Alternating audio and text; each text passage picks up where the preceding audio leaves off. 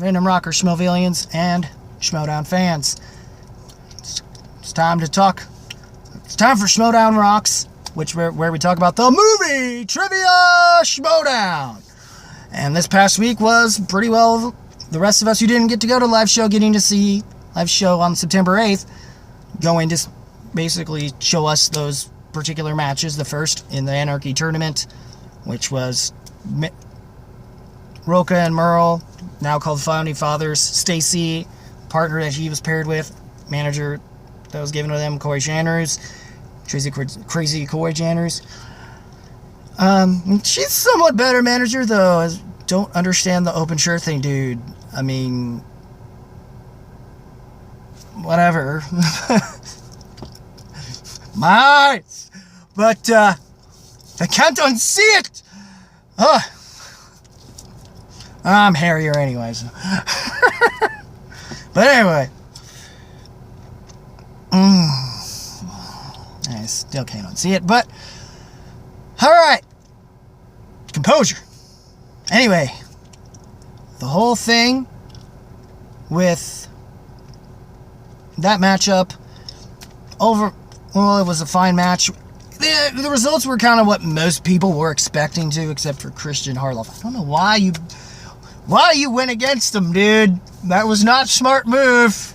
Plus, we all were banking on this and a potential confrontation with apparently team corruption, which that storyline is going in now in a more different direction through this tournament with the man himself, now back to being Mike Killer Kalinowski, not KO. Don't know why they did the name change anyway. But it's kind of pointless if they were just going to wind up taking him back to that character more as a villain. Somewhat likable, but yet somehow manages to be far more creepy. Like, it's now hard, especially with what happened at the live event, at the main event. We'll get to that. Their entrances were fine. More so, of course, mainly, there wasn't too much to the entrances other than maybe, wait, I know this, even though they said on the thing, wait, we know this. Mostly, I think, because both players, I don't know why I'm blanking on the one dude, but forgive me. I mean, he's barely been around enough for me to remember, so I'm sorry. But if you want to leave that in the comments, or probably when I post this on the Schmoedown page, and in the comments section, fine. Forgive me, dude. Though we all loved you when you got that question, though. When you got that one question, that was glorious, and yeah, in its own right. I know you're not the glorious one, but yeah, I'm still looking for a fight on that one. But anyways, as far as I'm concerned, I really did. I mean, I enjoyed the matchup. So far, it kind of sucks given where I live at and how much it would have been a drive for me to even go down there, plus my current situations with certain personal things I'm not going to get into. But anyway, as far as this is concerned, with that matchup was pretty solid. They definitely put up a fight, but we all knew that that greats like Merle and Roca, even put together, especially with Merle, after Merle's lost a guy, oh yeah, they were both itching to make something of themselves, especially when it comes to trying to go for that belt. And hopefully they'll get that belt. And they might get that belt, but I'm not entirely sure on that, really. Somewhat try to, empathize or tip your hat to someone else who also has awesome choice of hair to wear here and there. Merle's isn't bad either. I mean, sometimes I like to wear one of these. But anyway, I'm more an action guy, so Roca, I'm going to be in their corner, sorry. But if you do win, it's not going to surprise me either. So, I mean, either way, that match is going to be good, and the hype for that, we'll get to that later. The hype for that's coming, too. And the build-up for that, especially given when they came out for Inman in his Inner Geekdom in the first live event to have a championship match headline, let alone that as a headliner, given the Inner Geekdom, finally everything from the whole Inner Geekdom tournament that Kalinowski had started had led us to this matchup. Yeah, and the Anarchy tournament is because of really him, blah, blah, blah, blah, blah, blah. You know, Thad is saying it so he doesn't get as out of bullshit, just to be blackmailed, as the storyline goes. And there's certain aspects that I do like of the storyline, though it gets sometimes to a point where I kind of feel almost sympathetic towards Thad in a weird fucked up way, I guess. But there are moments where like him bragging that he did it was kind of stupid. But no, we all know the blackmail, which I'm waiting for when that blackmail is going to be revealed. I'm waiting for what that is. And if how much it might affect the Schmoedown if they do it. So, besides that, which of course Dan and Merle, now under the name Founding Fathers, they of course, I kind of figured they won, but that was more out of the 5-point question, and it was actually doing pretty solid. But for the most part, the Founding Fathers had a pretty solid lead on them. Already going in to the through the matchups and stuff, even with having gotten opponent's choice, just like his choice, poor Merle, but this time with Roka's help, who I think also might have had an opponent's choice or something, or maybe he did at one point, and even he had to found a way to pull that out. Which they both did, and just off of that alone was enough to make their victory, even though it was more so they already were ahead, and it was more a TKO because wait, I know this couldn't, or wait, we know this, despite what the graphic says that was there at the live show, and yet for some reason they say wait, I know this for some reason. I don't know if it even matters all that much if this team is even still gonna be a team or not since this whole thing with them, their part is done. I don't know, but other than that, overall, that matchup was fine. That was also solid and a good start to the Anarchy team matchups, which will be continuing later this week, starting tomorrow, and then I guess on Friday, unless that is the #1 contenders match for singles match. But I'm not sure if that's this or that next. But anyway, for the most part, it's Anarchy tournament. Don't know what Kalinowski's plan for singles, though I am curious at this point for that. It's possible he may pull what he already did with Inner Geekdom, but I'm not sure how he's going to change it up and do something different in that regard. This is why I'm glad we do have a brackets here, so we have an idea of what we're getting ourselves into this time around. So, unless they plan on doing the hat name to pick which competitor's facing what to start, I don't know. For round ones, it's a possibility. But other than that, going into the main event, Mara Konopik, #1 contender, and clearly just from this run she's had through the tournament, and I was already kind of a fan. I wasn't all in, but I became all in because of that match with her. Between her and that, and I became a Mara fan long before, and an action fan long before, so imagine my surprise, kind of, sort of, to see that weird hug coming in her entrance. I knew Merle had to do so out of obligation, even though that was kind of the rock and a hard place, because of him dating Mara, being Mara's boyfriend, and him having been involved with the Horsemen, and, going up against fellow Horseman Jason Inman, who came out through the music and through Tyler's score, I think, or something. And the music there, oh, man. Which is, of course, good. Wearing his cap suit, and I think the boots he wore must have been his actual boots from the Army. It's possible his pants might have been too, I don't know. And their promos were okay. All the promos were, even for the teams, were okay. Hell, I forgot to mention that dinosaur thing in that, when it came to the Anarchy team tourney match.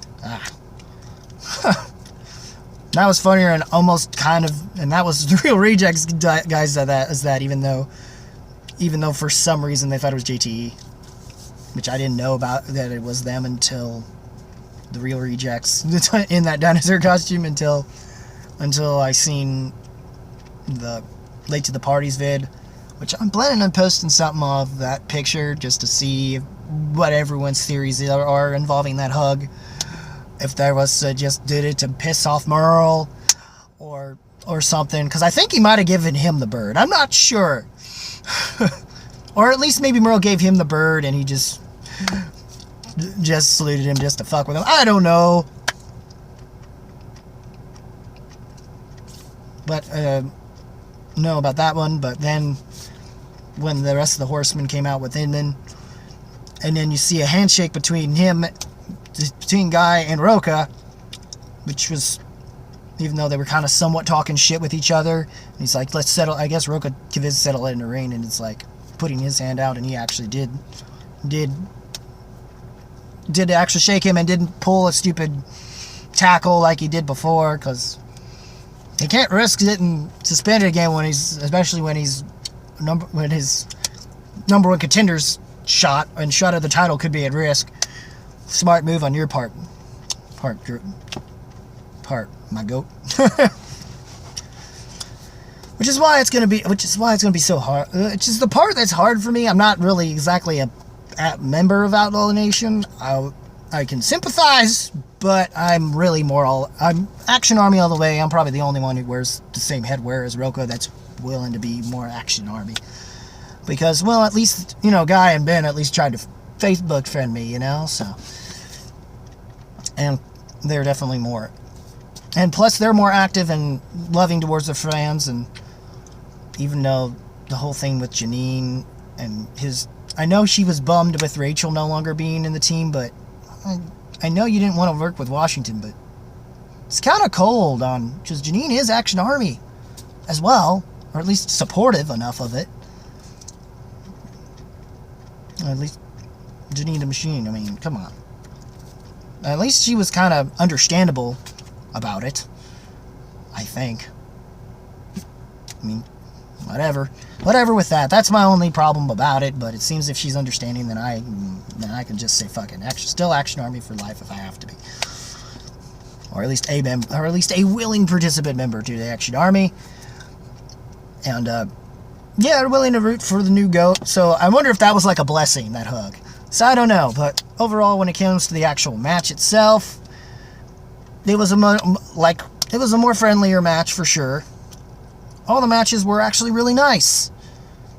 And it would have been nice to see this live show. I also missed a chance to probably see Wildberries do things, including Matt ask questions and stuff, which is also aka Jeopardy prep up for Josh McCouga.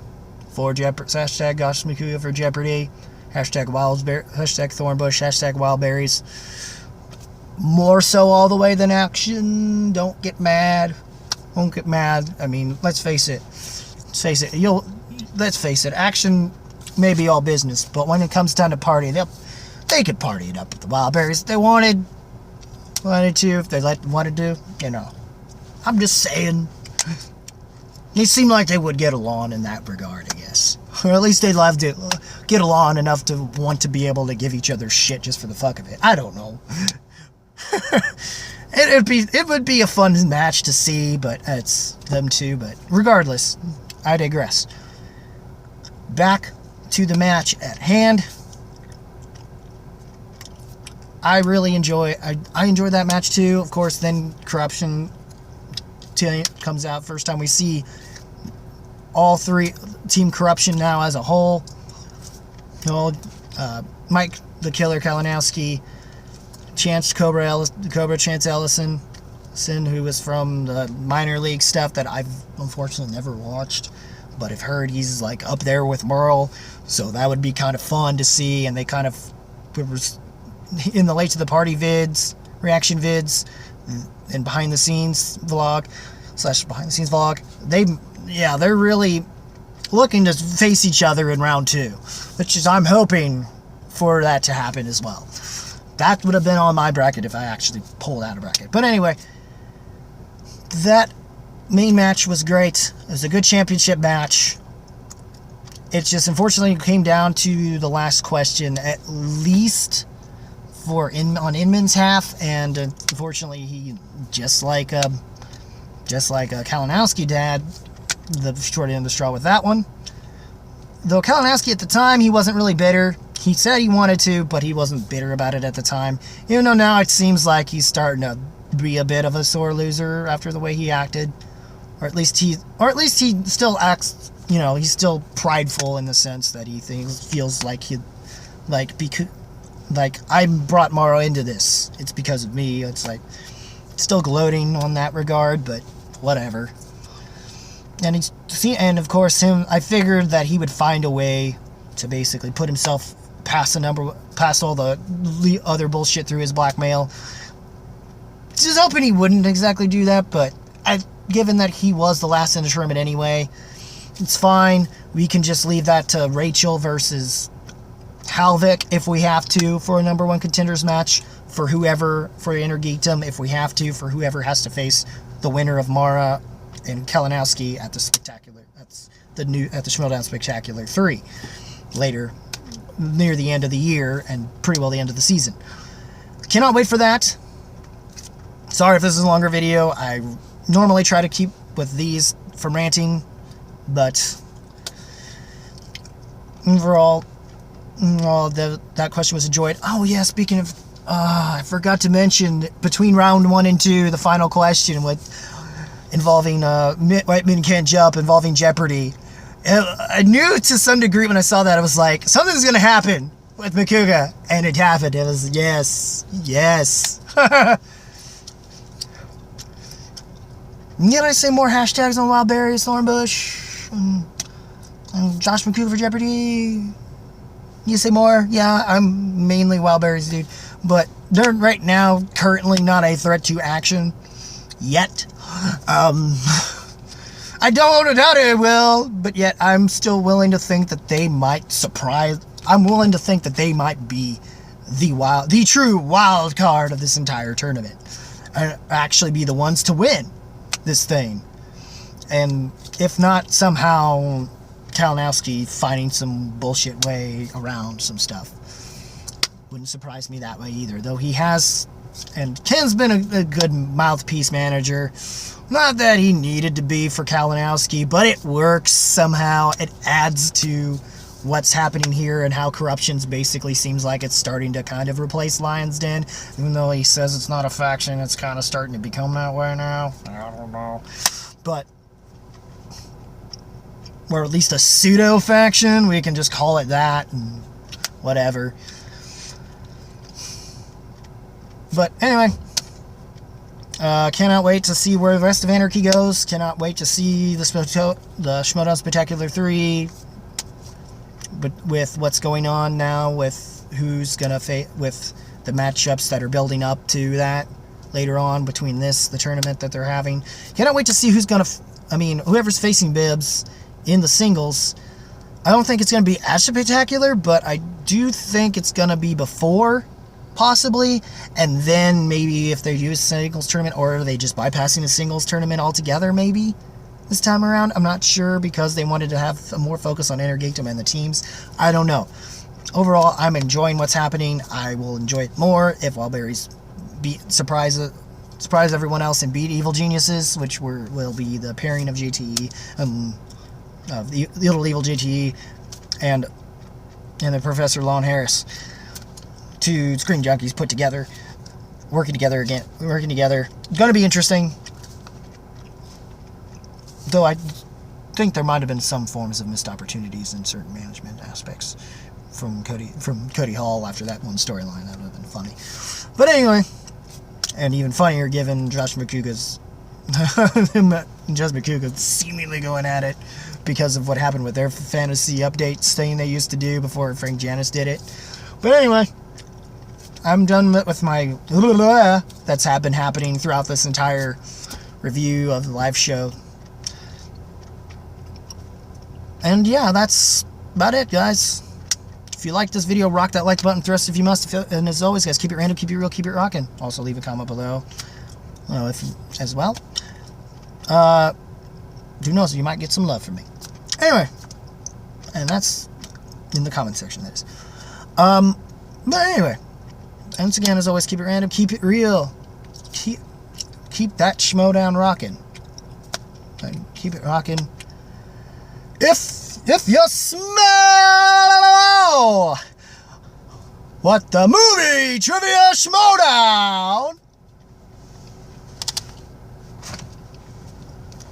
is called.